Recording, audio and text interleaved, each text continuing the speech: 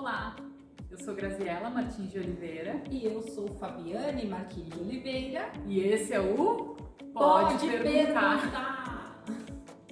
Então, retomando o nosso quadro semanal aqui do escritório do Martins de Oliveira. Estava ansiosa para voltar aqui e falar com vocês. Aproveitando o gancho, do final de semana, teve feriadão e a doutora Fabiane foi surpreendida com uma situação atípica no condomínio dela.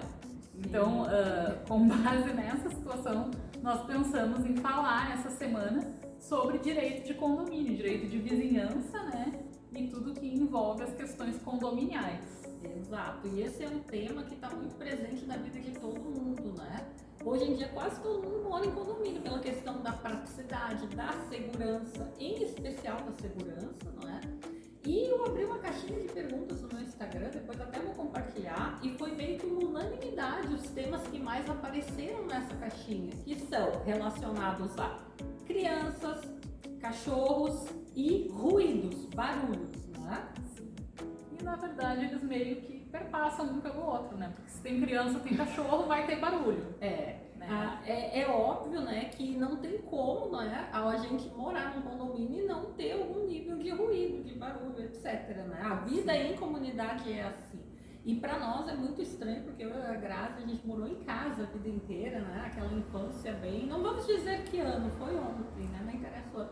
Mas enfim, aquela infância em casa de bairro, que a criançada se reunia para jogar bola na rua. Comia terra. Dia que dava enchente. O cachorro ficava solto na rua, ia no pátio do vizinho. Sim, comia a galinha do vizinho. Isso, galinha do vizinho botava ovo no pátio da gente. E aí, cavalo. Podia comer ou não podia comer o ovo da galinha do vizinho? Essas eram as dúvidas relacionadas ao direito de vizinhança na Gravataí das antigas, que nós somos moradores antigas, Mas... Pré-Constituição de 88, eu diria. Não precisa dar tantos detalhes, Enfim, mudou, a sociedade mudou e hoje em dia morar em condomínio é quase que uma necessidade, Que nem nós que temos a nossa mãe que já está aí 60 a mais, Ela se sente mais segura num condomínio de apartamentos, onde ela tem toda a estrutura e vizinhos próximos, Nós também, Hoje em dia, por exemplo, eu tenho criança, Eu adoraria ter uma casa com pátio para minha filha crescer, correndo, comendo terra, que nem eu corri, e jogar futebol na rua. Só que hoje a nossa realidade não condiz mais com isso, Então teria que ser ou um condomínio de alto padrão, que eu ainda não cheguei nesse patamar. Em breve, se vocês curtirem, comentarem, compartilharem esse vídeo. Ou então a gente acaba indo, para os condomínios, apartamentos, e aí a gente tem que se submeter às regras de convivência, Então um exemplo claro, que é recorrente, eu vejo muito no condomínio lá da nossa mãe, reclamações referentes aos gatos, O pessoal que tem gato, Eu tenho uma vizinha também que tem gato, E aí quando a pessoa viaja no feriadão, o gato fica sozinho. Quem tem gato sabe que ele tem um cheirinho ali, um odor muito característico. Que aquela caixinha de areia, ela precisa ser limpa com frequência, Precisa ser trocada, senão a caatinga toma conta do prédio, Então isso é um assunto muito recorrente. E aí eu te pergunto, doutora Fabiane, o que pode e o que não pode com relação a pets? O condomínio, ele pode proibir de ter pet? Eu posso ser proibida de ter um cachorro, de ter um gato no meu apartamento, que eu pago a prestação, ou que eu pago o aluguel, que eu pago o condomínio. O condomínio tem esse poder? Não tem. Já teve, tá? Essa legislação ela foi se atualizando ao longo dos anos. O que acontecia antigamente, pré-Código Civil aí de 2002? Existiam convenções de condomínio que proibiam manter animais em apartamento, e a gente sabe que a convenção de condomínio ela é a regra que rege aquele condomínio. Em primeiro lugar, vamos lembrar lá das aulas de direito civil, o que é um condomínio? Domínio é dono, vem de dono, de ser dono. Então, um condomínio é um lugar único com vários donos, Então, todos ali são donos e têm os seus direitos de propriedade. Quais são os direitos de propriedade? Os direitos inerentes à propriedade. Usar e gozar da coisa, dispor dela, ou seja, eu posso alugar, eu posso vender, eu posso usar, A Constituição Federal, ela garante, né, que a casa é o asilo inviolável do indivíduo e garante a proteção aos direitos de propriedade na forma da lei. E que lei é essa, não é? A Convenção de Condomínio, ela é a lei mais específica, cada condomínio vai ter a sua convenção elaborada com base na realidade onde está aquele imóvel. Então, a convenção de condomínio, ela precisa ser específica para a realidade desse imóvel onde está situado. Por exemplo, a convenção de condomínio de um imóvel em Gramado, ela vai ser de uma forma, até porque existe o plano diretor de cada cidade. Então, imóveis em Gramado estabelecem, tem que cumprir ali alguns requisitos, né? Já um imóvel na praia, em Xangri-Lá, aqueles condomínios lá, vai ter outras peculiaridades, outras especificidades, outros problemas, porque a convenção de condomínio ela visa prevenir o problema, não é? E pacificar as relações. Então, antigamente, sim, as convenções de condomínio podiam proibir e muitas proibiam a presença dos animais. Com a evolução do direito animal, que o animal hoje não é mais visto como uma coisa, ele é um ser senciente, ele também tem direitos, não é? Então, o animal hoje em dia, o pet, ele é uma parte da família, não é? Então, como é que vai impedir que eu leve o meu pet? Eu tenho gatinha e cachorrinha, são minhas filhas, onde elas não puderem entrar, eu também não vou poder entrar. Então, não pode. Porém, esse não pode é relativo, tá?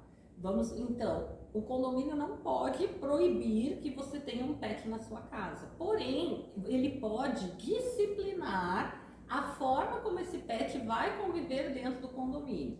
Então, quais são as restrições mais comuns? Pet não pode estar solto na área comum do condomínio sem supervisão. Ele vai passar pela área comum no colinho do dono ou presinho na guia, não é? E o que acontece é que tem pessoas que mantêm nos apartamentos animais de grande porte. Exatamente nesse ponto que eu ia chegar. Pode ter alguma restrição com relação a Sim, isso? pode.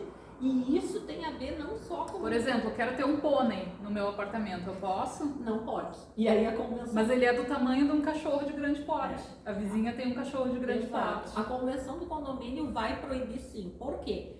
Tem que pensar também no bem-estar, no conforto, na felicidade do animal. Então, qual é a característica de um pônei? Ele precisa de pasto, ele precisa de grama, ele precisa se exercitar. Então, manter esse animal num apartamento configura, em tese, crime de maus tratos, não é? Então, sempre que a gente estiver diante de um fato criminoso, de um fato aí que infringe a lei, o condomínio tem que intervir, não é? Porque o condomínio não é terra de ninguém. As leis que se aplicam a todo o país também valem ali para o condomínio.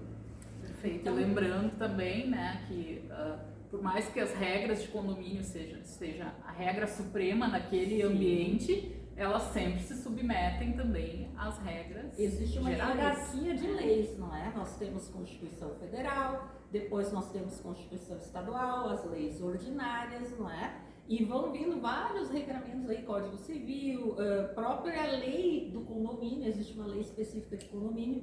Então é bem complexo assim. A gente está falando aqui de respostas gerais, não é? Que sirvam para a maioria dos casos, mas diante de uma situação dessas, o ideal é procurar uma assessoria especializada para olhar todo o regramento ali, todas as coisas que o seu caso tem de diferente, né? Porque daqui a pouco é exatamente que nem tu disse, eu quero ter uma cobra na minha casa. Então, a resposta, doutora, é... Como sempre, depende. Eu acho que o nosso programa vai ter que mudar. Ao invés de pode perguntar, vai ser pergunte, mas depende. É que assim, ó, como a gente explicou desde o início, a gente não está aqui tirando, pelo contrário, a gente está aqui enfatizando a importância da assessoria personalíssima que o advogado da tua confiança vai te dar. Então, não dá para as pessoas acharem que vão vir para o YouTube. Vão vir para o YouTube, tirar todas as dúvidas, resolver todos os problemas. Vai pegar dica, vai sair resolvendo as coisas sozinho. Tem coisas que a gente consegue resolver sozinho, sim, na esfera administrativa. Mas mesmo para isso, o ideal é contar com a assessoria do advogado, porque hoje tu está resolvendo na esfera administrativa. Quem te garante que isso não vai virar um problema judicial? É essa exata contextualização aqui da questão condominial. Tu vai lá, reclama para a imobiliária, reclama para o síndico e aparentemente alguma questão está resolvida e depois tu pode ser surpreendido com multas, não é? Porque completando a resposta, eu posso sim ter pet, o condomínio não pode me proibir, caso ocorra essa proibição ou restrição de acesso do pet, não é? Esse condomínio tem direito a esse condômino, né? A pessoa lesada, ela tem direito até a uma indenização por danos morais, não é? Se ela for constrangida ali. Por outro lado, o cachorro sozinho em casa, uivando dia e noite. Ou donos que vão viajar e deixam o pet sozinho, não é? Não é que tu não possa deixar, mas o animal ele tem que ter o mínimo ali. Ele tem, por exemplo, tu vai ficar fora um pernoite, deixou o cachorrinho. Se ele tem água, se ele tem comida, se ele é habituado, se ele tem as coisinhas dele, vai ficar feliz, ok. Agora, se o bichinho vai ficar desesperado, em pânico, sofrendo, então não pode, né? Tem que tomar providência, tem que mandar pro hotelzinho, tem que deixar um familiar ali responsável, né? O ideal nesses casos é ter um bom convívio com os vizinhos, daqui a pouco deixar a tua chave para algum vizinho dar uma olhada, dar uma olhadinha, conversar com o bichinho. Porque pode acontecer também do bichinho sozinho se colocar em risco, né? Gatos são bichos complicados, o gato ele não gosta de viajar, ele não gosta de ser retirado do seu ambiente.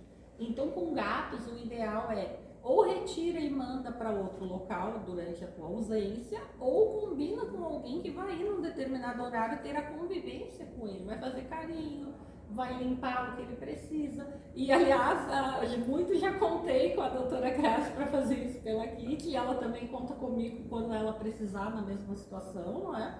Porque é uma questão assim de amor pelo bichinho mesmo. Então, o condomínio não pode proibir, mas o condomínio tem obrigação de seguir as regras.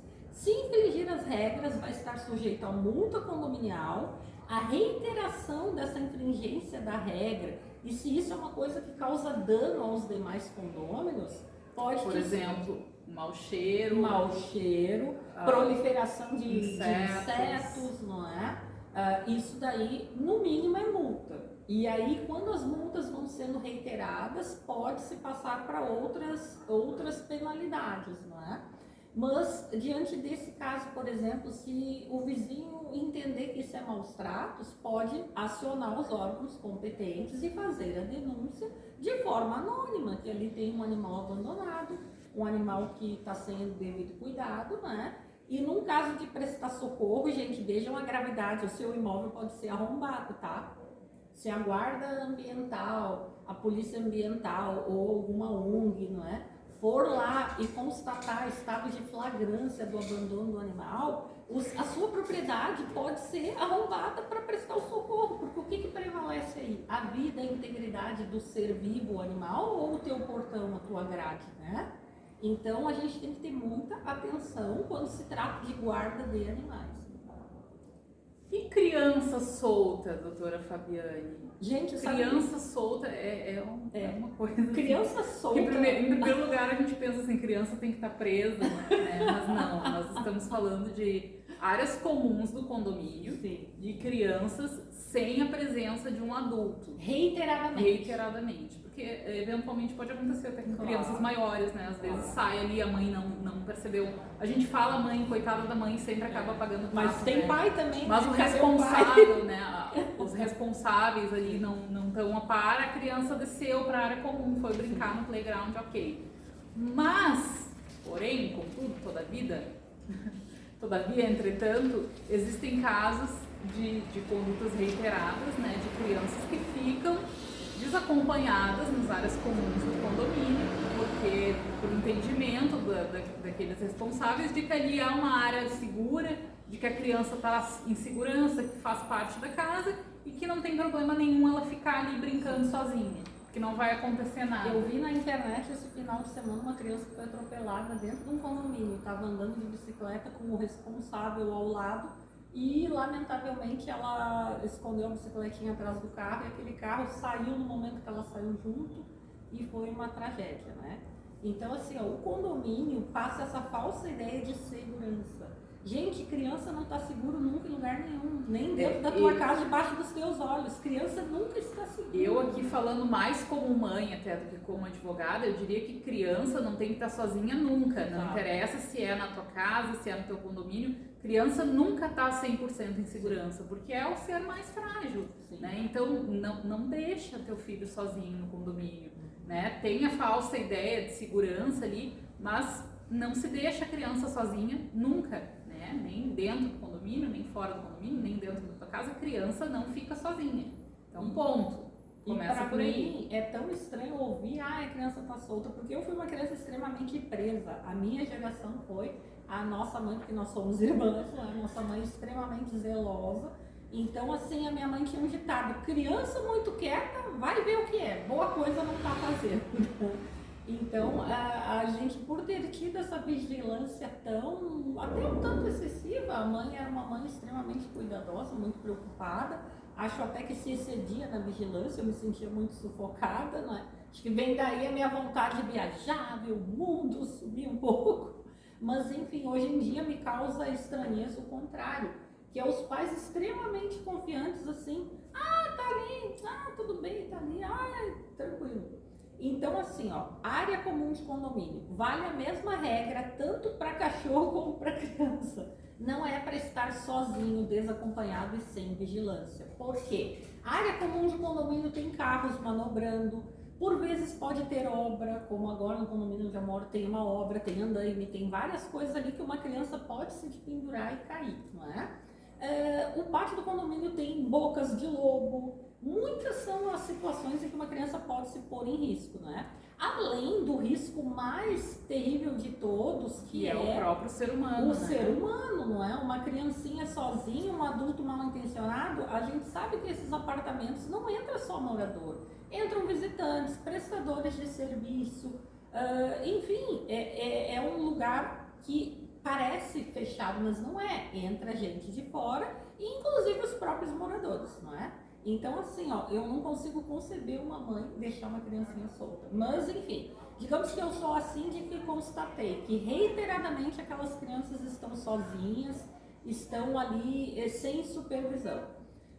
O que entra em primeiro lugar aqui? A proteção da criança. O código, não é? O Estatuto da Criança e do Adolescente, ele prevê que o responsável não é o condomínio, é o pai e a mãe. Então, esse pai e essa mãe podem ser enquadrados no crime de abandono de incapaz. Adulto que deixa a criança solta, largada, está em tese cometendo crime de abandono de incapaz e pode ser penalizado, tá? Além da pena maior de todas, que é a sua criança sofreu alguma coisa. Isso daí você nunca vai se perdoar em toda a sua vida se acontecer. Então, em primeiro lugar, o responsável pelo condomínio vai se certificar da segurança dessas crianças, vai notificar os pais ou responsáveis com a imposição, primeiro uma advertência verbal, depois ela pode ser escrita, depois ela pode virar uma multa. A reiteração dessa conduta pode fazer o responsável denunciar esses pais ao Conselho Tutelar, ao Ministério Público, ao Poder Judiciário, porque está cometendo crime de abandono de incapaz, não é? E lembrando que qualquer prejuízo que essas crianças causem, os responsáveis são os pais. Por quê? O que é criança e adolescente? De 12 anos para baixo, ou seja, nasceu até fazer 12 anos, criança absolutamente incapaz. Não responde civilmente nem penalmente. 12 anos para cima é adolescente, não é? Pela lei continua sendo absolutamente incapaz até fazer 16. Com 16 anos é relativamente incapaz, pode praticar alguns atos com assessoria dos pais. Mas enfim, a criança bateu, judiou um cachorro, crime de maus tratos aos animais. O pai e a mãe vão sofrer o processo criminal, tá? Bateu noutra criança, quebrou, sei lá eu. Pai e a mãe vão responder ao crime de dano, né? A lesão corporal. Lembrando ainda que a partir de 12 anos o adolescente responde como ato infracional. Exatamente, 12 anos para cima ele vai ter a fichinha dele lá, não é? Ele responde criminalmente junto com os pais, não é? Então é uma coisa muito séria. E quanto aos danos causados aos demais condôminos ou à área comum, é comum criança quebrar alguma coisa no condomínio que vai vir um boleto para todo mundo pagar, não é?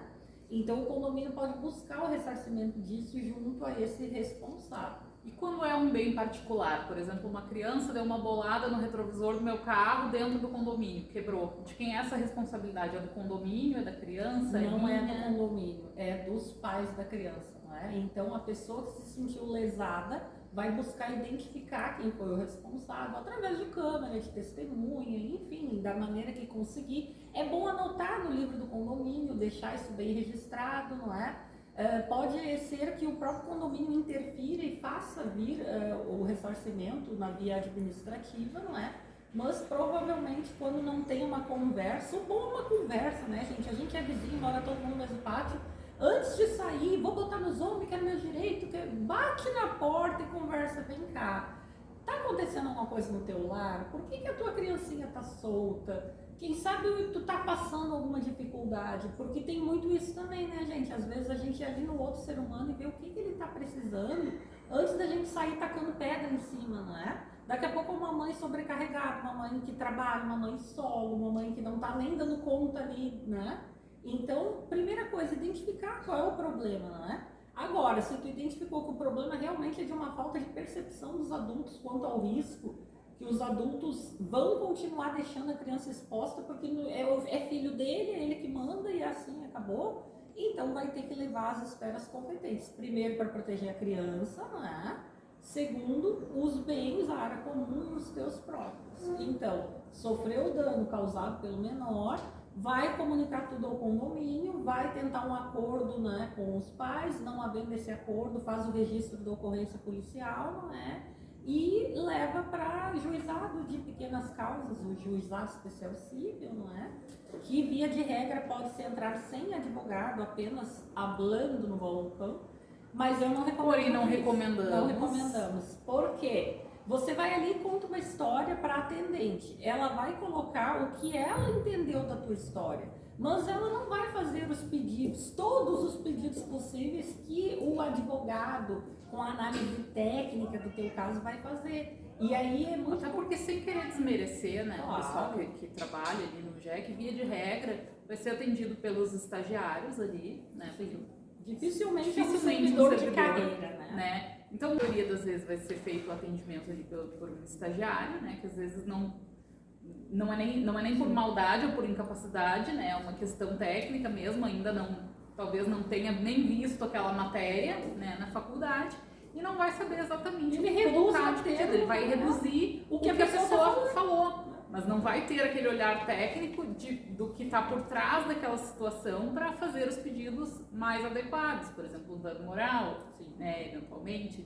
Mas, o outro ponto que eu sempre pondero com os meus clientes quando eles vêm falando em JEC é que o JEC ele só vai funcionar para a pessoa ir sozinha e solucionar o problema se houver uma conciliação. Uma vez que precise instruir esse feito, precise partir para a audiência de instrução, fazer provas, você vai precisar contratar um advogado.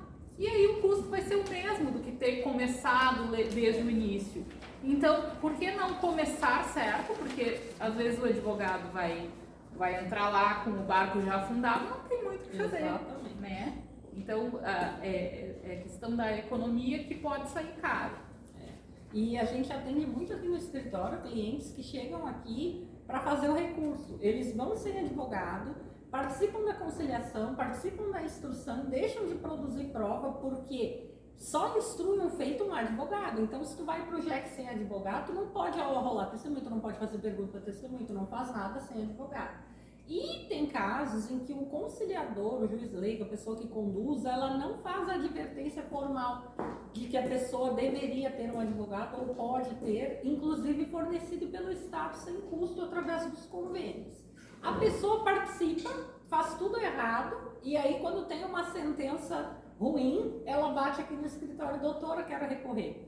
Nesses casos, a gente tem tido êxito em desconstituir essa sentença, porque ela tem uma nulidade insanável, não é? Tem que constar da ata ali, de que o juiz leigo, na abertura da audiência de instrução, advertiu a parte. Eu adverti a senhora Graziella de que ela tem o direito de trazer um advogado, de trazer as suas testemunhas, e ela dispensou isso, ela não quer, não é? Mas é preciso não só constar na ata, tem que falar, tem que explicar para a pessoa, não é? E aí, quando começa uma instrução, se você... A gente recebe aqui no escritório clientes que vão sozinhos ali ao juizado especial civil, participam da audiência de instrução, sem advogado, logo não podem fazer perguntas, não podem ouvir testemunhas, porque instruir um feito é algo privativo de advogado. E aí, quando a sentença sai ruim, que perde o processo, elas batem aqui na porta do escritório, pedindo, eu quero te contratar para fazer o recurso, não é? Nesses casos, a gente tem muito êxito em anular esse processo. A gente faz o recurso ali e pede a anulação, porque tem uma nulidade aí. Tem que constar da ata da audiência de instrução que na abertura dela foi oportunizado para a pessoa que ela contratasse o advogado, não é? E que ela que não quis, não é? Mas voltando aqui às nossas questões. Então, seguindo, sem mais delongas, porque ainda temos algumas questões para essa caixinha rendeu, né? Rendeu. Sobre ruídos, vizinhos que fazem ruídos. Aqui nós falamos de criança, de pet, mas aqui foi mais específico para ruídos mais íntimos, digamos assim. Né? Aqueles vizinhos que são um pouco mais excedidos na hora de amar, digamos assim. Os casais apaixonados que começam, vem cá meu bem, vem cá isso, vem aquilo. E o que fazer? Pegar a vassoura e bater de baixo para cima? Não façam isso. A gente não pode falar de casos concretos no escritório, né? Porque não podemos expor. Mas digamos que existem casos em que a pessoa está no apartamento de baixo, os de cima estão fazendo barulhada, o de baixo se revolta, pega a vassoura, ameaça dar tiro, faz um auê. Quem é que vai responder pelo dano moral? O que fez o que respondeu, tá? Então, gente, o brasileiro ele tem um pouco isso, né, de responder, pá de cá, pá de lá.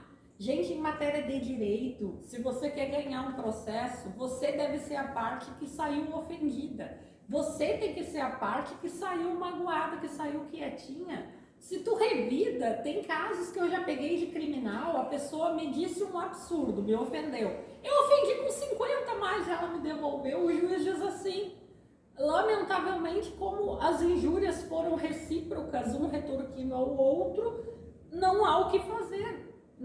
Traduzindo para um português bem claro, é uma sentença onde o juiz diz assim, ó, chumbo trocado não dói. Se xingou um, xingou o outro, ninguém ganha nada. Se resolvam. Então, assim, ó, foi xingado, foi ofendido, mantenha a sua postura, respire. Eu sei que é difícil, respire, pense. Mas e os vizinhos que estão lá no vucu-vucu, no vapo-vapo, no lepo-lepo, o que se faz? Quero dormir, 2 horas da manhã. Primeiro lugar, controle a sua inveja. Controle a inveja. Segundo lugar, controlar a inveja da felicidade alheia. A gente tem que ser técnico. Se tem ali um contato de emergência do condomínio, a gente vai acionar dizendo, olha, a unidade tal está fazendo ruídos que estão perturbando. Grupo de WhatsApp do condomínio apto a isso? É apto, desde que tu não identifique qual é a unidade, né? Porque se tu vai ali e coloca ali... Vizinha do 401... Pare, por favor, de falar isso e aquilo para o seu esposo. Não pode. Você não pode expor a pessoa no grupo do condomínio, não é? Agora, dá para fazer um aviso geral, não é? Gente, eu sou do bloco tal, estou ouvindo ruídos que eu não sei o que se trata. Por favor, se tem alguém arrastando móveis, se tem alguém, por favor, preciso dormir. Olha o horário, alguém né? sentindo dor, precisam de uma ambulância. Isso, algo nesse sentido. Estou ouvindo uns gemidos. Será que alguém está doente? Está nas vascas da agonia? Eu li muito livro de Agatha Christie. Livro de Agatha Christie, as pessoas tomavam estricnina e ficavam assim, ó, em forma de arco, sabe? Arqueada e se batendo. Então, eu estava apertando o grupo do condomínio. Alguém tomou estricnina sem querer, está arqueada. O Fernando tomou estricnina. Então, mas voltando, não é? Tem que ver a reiteração dessa conduta, não é? Daqui a pouco uma coisa eventual, não é? Não é agradável, mas enfim, agora a reiteração. Nós temos tanto tratando de amor... E vamos falar sinceramente, existem pessoas que inclusive têm fetiche nessas coisas, tem pessoas que... observadas, em que os vizinhos saibam o que elas estão fazendo. E claro. Eu não sou obrigada a participar do fetiche do meu vizinho. E considerando a presença de menores, por exemplo, exatamente. Né? Tem pessoas que têm crianças, tem idosos, né? Então não é o local adequado, os locais adequados para satisfazer a lascívia de vocês. Como no meu condomínio, que o debate que iniciou essa caixinha porque foi encontrada uma peça íntima feminina revirada no corredor. Uma calçola. Uma calçola.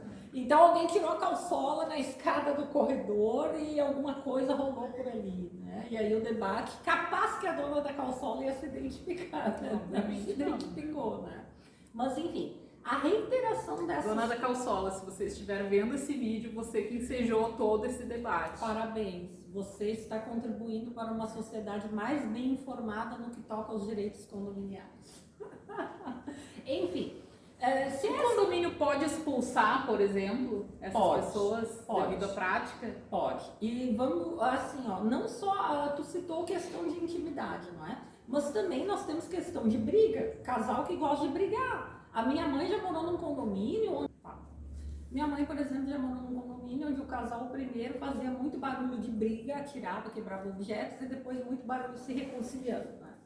Então, o responsável pelo condomínio vai aplicar a multa. Primeiro vai advertir, não é? Vai advertir verbalmente. Não resolveu, multa por escrito.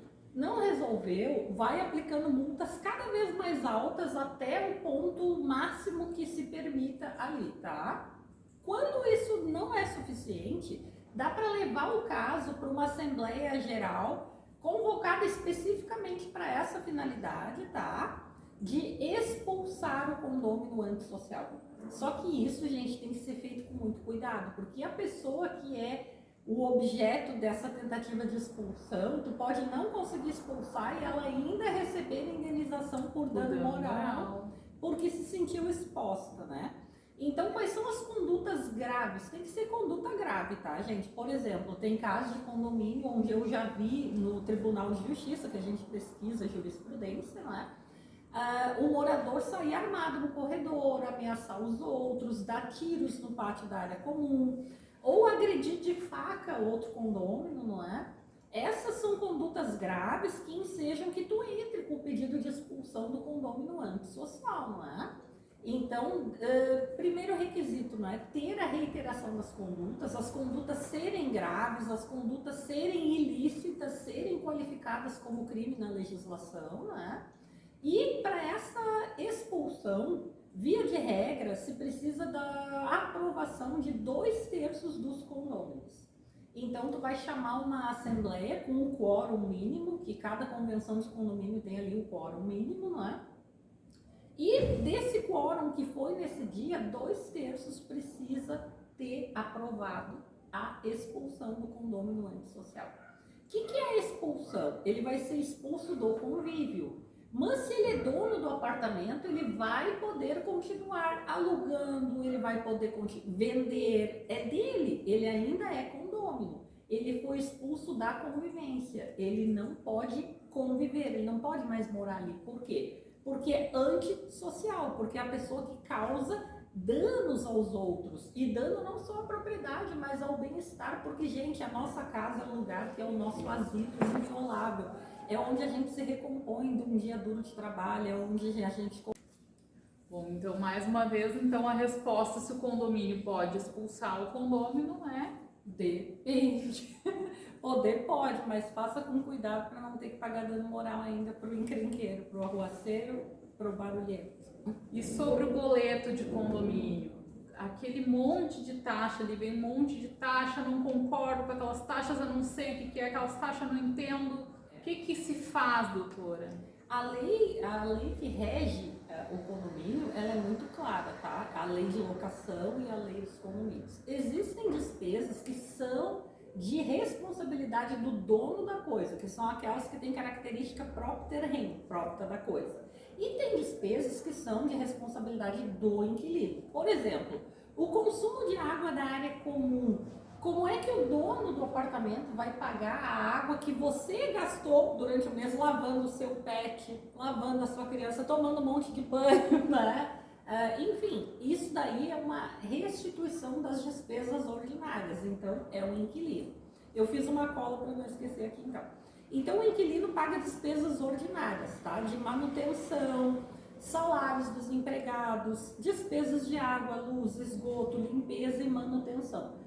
Corte de grama do condomínio. Quem é que está usando a grama limpa, parada, bonita? É o inquilino. Quem é que está usando a água? Quem é que está usando todas essas coisas? É o inquilino. Agora, por exemplo, o condomínio está com uma pintura de grande vulto na área externa, nas fachadas. Essa pintura ela vai agregar valor a esse imóvel, valor de venda, valor de aluguel. Então, isso é de responsabilidade do dono, não é minha inquilina, né? Então, ao locador cabe arcar com as despesas extraordinárias, como pintura e as reformas do condomínio, não é? Então, é bem simples, tudo aquilo que tu está usando, não é? É tu que arca. E aquilo que é próprio da conservação do próprio imóvel é de responsabilidade do locador. Mas em caso de dúvida, até porque alguns contratos de imobiliária tem umas cláusulas bem sem vergonha, tá? Tem contrato de imobiliária que coloca para o inquilino pagar coisas que a lei diz que é do proprietário. Então, nesses casos, tu tem que olhar o teu contrato, ver o que tu te obrigou a pagar. E se tu não concorda, se tu acha que não é da tua responsabilidade, vai primeiro ter essa conversa com a imobiliária, com o proprietário, vai tentar resolver, não é? Fazer um adendo, fazer uma cláusula, uma alteração, um aditivo aí nesse contrato. Não havendo ali um acordo, dá para entrar judicialmente e pedir. Então, na dúvida, né, com relação às taxas, a gente pode também sempre pedir para a imobiliária a discriminação, né, dos valores, o que eu estou pagando, né, o que são aquelas taxas, o que está incluso. Se por um acaso pagar alguma coisa que é indevida, tem o direito de pedir judicialmente a restituição em dobro daquilo que foi pago indevidamente. Perfeito, então. Esse foi o Pode Perguntar. E a gente depende de vocês para continuar fazendo esse quadro. Vocês que têm que nos mandar as perguntas, né? Aproveita, se inscreve no canal. Se inscrevam aqui embaixo. Deixa um joinha. Ativa o sininho para não perder nenhuma notificação. Eu sempre quis falar isso. Se por acaso estiver assistindo pelo Instagram, também segue a gente no YouTube. Sim, a gente vai deixar o link. Se estiver assistindo no YouTube, segue no Instagram. Curte a fanpage do Facebook. Isso aí. E até a próxima. Tchau, Até a próxima.